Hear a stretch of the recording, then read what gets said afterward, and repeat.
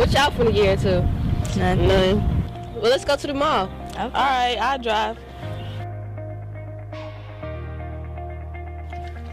Put y'all seatbelts on. Psh, YOLO.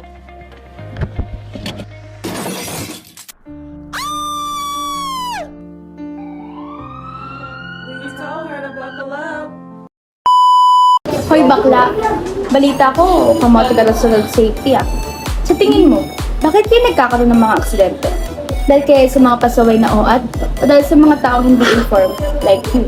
So, para maiwasan yung mga yan, I'm gonna share to you guys kung bakit mahalagang sumunod tayo sa mga road etiquettes.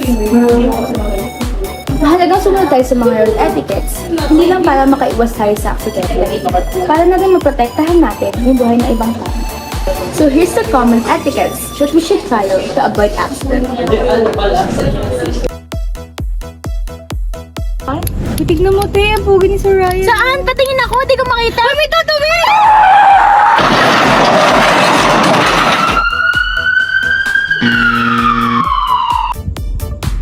Uy, titignan mo ang pugi ni Sir Ryan. Mamaya na, di alam kong pogi yan, pero mamaya mo na ipakita sa akin. Nagpo-focus ako dito eh.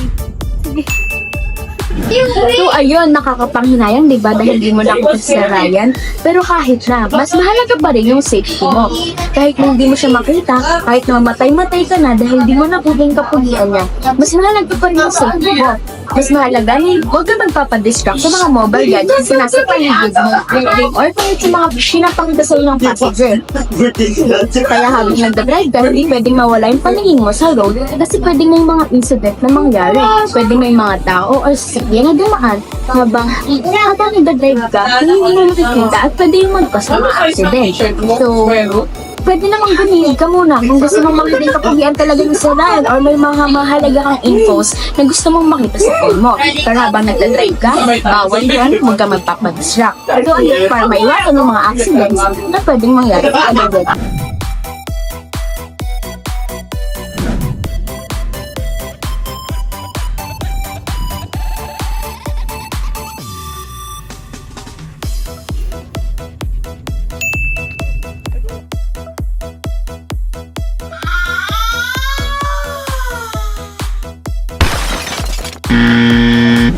Ang tamang pagtawid ay kaligtasan din ng lahat.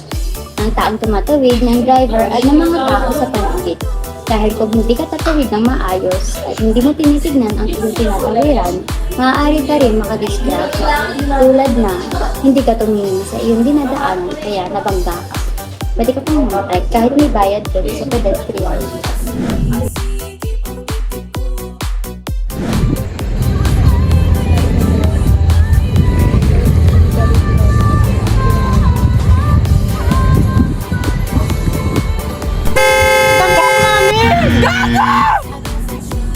Uy, nasan seatbelt mo?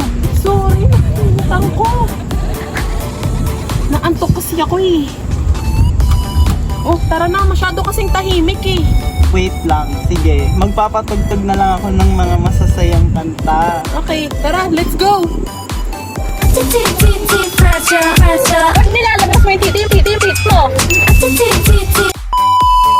And syempre naman, as a passenger, dapat hindi lang sarili mo yung iniisip mo, 'di ba? Kailangan maging wary ka din sa mga tao sa paligid mo, especially dun sa drivers. And kailangan napapansin mo kung anong ginagawa ng drivers kasi mamaya baka inaantok na pala sila. Tapos syempre pag inaantok na sila, kausap-usapin mo para di sila maantokin agad, 'di ba? Ganun. Para di kayo mamatay pareho. Tsaka kailangan lagi kayong may seatbelt. Huwag niyong kakalimutang mag-seatbelt kung ayaw niyong mamatay. We can simply prevent accident and protect ourselves and others. Sana naman pag may lisensya na kayo, maging committed na kayo maging responsible drivers para maging safe ang roads for yourself and others. That's all!